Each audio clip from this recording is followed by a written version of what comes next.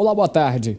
A Facisa, o Diretório Acadêmico Paulo Lopo Saraiva e o Núcleo de Pesquisa em Criminologia e Ciências Criminais da instituição realizaram esta semana o primeiro ciclo de Direito Público. O evento reuniu grandes conferencistas e personalidades da área jurídica de todo o Brasil.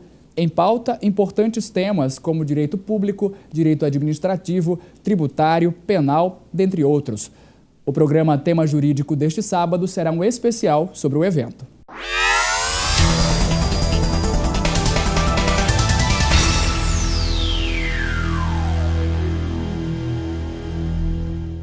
A conferência de abertura do primeiro ciclo de Direito Público foi sobre direito tributário, nota fiscal eletrônica e tributação de produtos da internet. O tema foi abordado pelo advogado, doutor em Direito e professor da Universidade do Rio de Janeiro, Adilson Rodrigues Pires. Conferencistas e personalidades da área jurídica de todo o Brasil foram convidados a participar do primeiro ciclo de Direito Público da Facisa. Quando a gente fala de direito público, a gente está falando de interesse coletivo. Então, nós procuramos nesse evento abordar vários temas dentro do direito público. Um dos palestrantes foi o professor Adilson Rodrigues Pires, da Universidade do Rio de Janeiro. Ele falou sobre direito tributário e as novas tecnologias. Como se trata de um mundo novo, vamos dizer assim, que pouca gente conhece, pouca gente está familiarizada, nem o fisco de um lado, nem o contribuinte de hoje domina totalmente essa área. O fisco que eu digo é o legislador que cria as leis que vão incidir sobre os fatos ocorridos, sobre as operações havidas nesse campo da informática.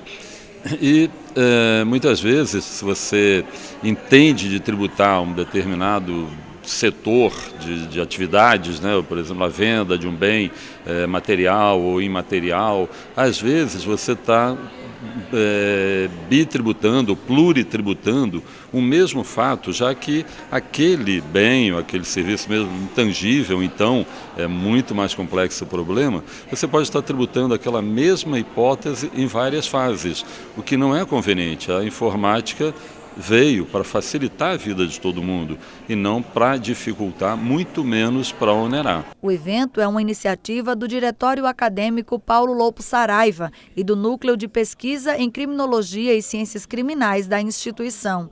Os alunos e professores do curso de Direito da Facisa prestigiaram o evento. Para nós, alunos, entender o direito público vai além da prática de sala de aula, porque nós temos diversas áreas, né? Administrativo, tributário, constitucional, penal. Então, assim, o que agrega para nós alunos, além da participação nesse maravilhoso evento que agrega uma certa experiência curricular, mas também ver o que está além dos livros, né? Debates, temas atuais que não são debatidos em sala de aula, que a gente muitas vezes não estudamos nos nossos livros doutrinários. Vamos fazer um intervalo e no próximo bloco voltaremos com mais um tema jurídico. Não saia daí.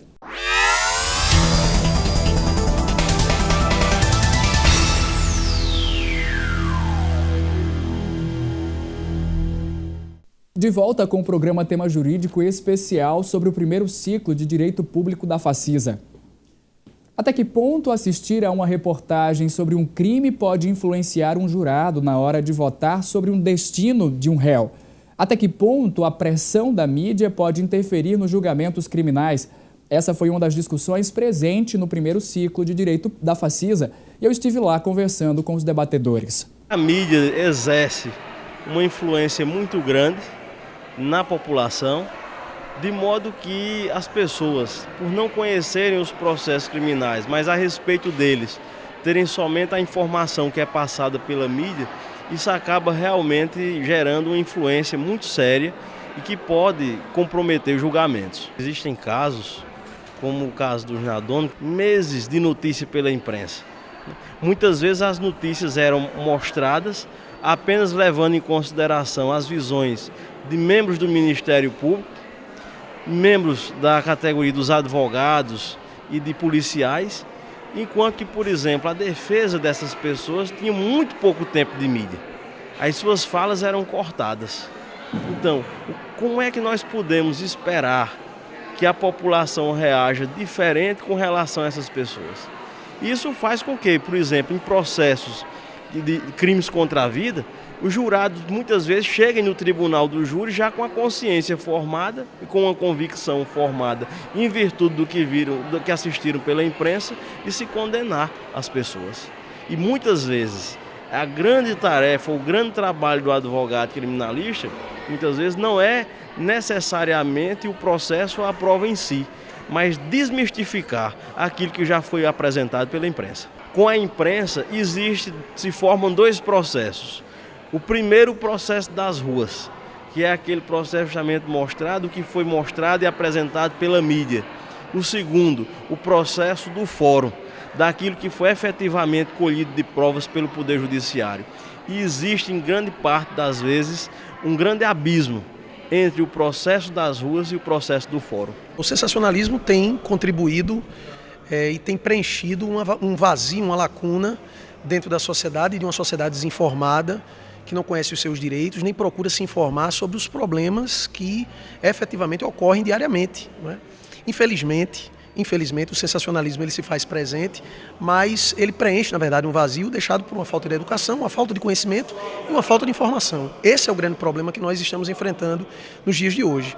Mas nós poderíamos e deveríamos ter uma qualidade melhor dos nossos programas, de nossa programação televisiva, da programação de rádio, até dos agentes jornalísticos, das matérias produzidas, para que a população pudesse, de fato, se cercar de uma boa informação, de uma melhor informação, e pudesse também opinar e compreender a realidade com os olhos mais críticos. Eu acho que esse é o grande problema, o grande desafio que a imprensa hoje tem, e um dos grandes desafios é a gente tentar se afastar, ou pelo menos controlar um pouco esse sensacionalismo barato que nós estamos enfrentando. Vamos fazer mais uma pausa e no próximo bloco a gente volta com mais tema jurídico especial. Até já!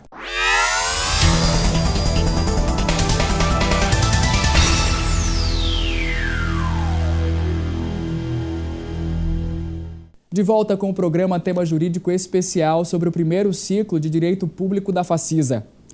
O Brasil tem a quarta população carcerária do mundo, com 550 mil detentos, dos quais 35 mil são mulheres, o que corresponde a 7% do total.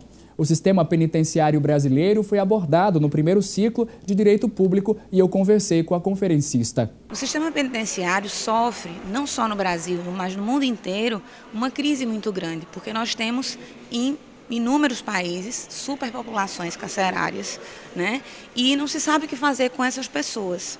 Embora dentro da doutrina penal, né, a maioria dos doutrinadores entendam que a prisão, né, como pena, deva ser a última alternativa, ela é utilizada diuturnamente. E há, inclusive, dentro, né, da sociedade, uma onda de punitivismo, né, que a mim me parece muito complicada, porque parece que o direito penal seria uma varinha de condão a resolver todos os problemas, e na verdade não é assim. O direito penal ele deve ser utilizado em último caso, porque ele vai reprimir, né, questões que não foram resolvidas pelos outros âmbitos do direito, no direito administrativo, no direito civil, né, no direito tributário, né, e aí o direito penal acaba sendo o vilão de todos esses direitos, né, quando na verdade muitos dos problemas têm raiz, são produto das desigualdades sociais que nós vivemos. Então, no sistema penitenciário brasileiro especificamente, nós temos uma quantidade imensa de presos provisórios. O que é que são essas pessoas? São pessoas que sequer foram condenadas definitivamente. Muitas delas podem, inclusive, ser inocentes e passam anos na prisão, né, com todas as mazelas do sistema penitenciário que nós sabemos, além da superpopulação, falta de estrutura, falta de adequação das pessoas que tratam, né, com esses presidiários, agentes penitenciários, diretores, policiais, muitas vezes até juízes e promotores que não entendem a função social que possuem nesse processo de ressocialização. Nessa perspectiva, a gente compreende também, segundo pesquisas atualizadas, 7% da população carcerária brasileira é formada por mulheres hoje.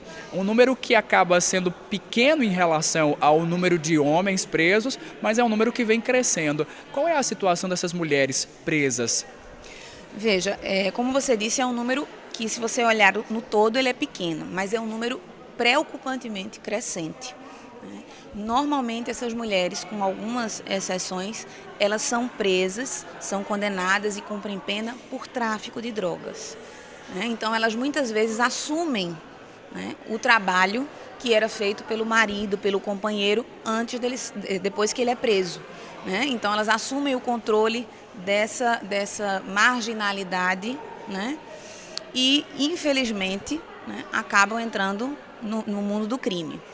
Diferente do que acontece com os homens, que não têm uma ausência da família, as mulheres são, na sua maior parte, completamente abandonadas. Elas não têm visitas, elas não têm o apoio da família e elas ainda padecem de dificuldades próprias de ser mulher, de essa falta de estrutura nos presídios, também ser refletida na falta de apoio a uma gravidez, ao período de amamentação, e às peculiaridades que existem na característica de ser mulher, como, por exemplo, a questão do atendimento ginecológico. Um dos organizadores do ciclo de Direito Público, o doutor em Direito Penal e professor de Direito da Facisa, Félix Araújo Neto, fez uma avaliação do evento. Conseguimos alcançar todos os objetivos porque conseguimos uma confluência de vários fatores que conjugaram num sucesso arrebatador.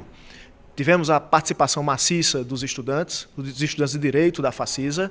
Também contamos com a presença e a participação da direção, dos professores da casa, de forma que conseguimos um evento que provocasse uma séria discussão acadêmica sobre temas da atualidade e que fazem parte do contexto social, exatamente provocando essas discussões mais atuais que estamos enfrentando no direito. Chegamos ao final do programa. Obrigado pela sua audiência aqui na TV Itararé e no nosso canal no YouTube. Bom final de semana e até sábado que vem com mais um tema jurídico da Facisa.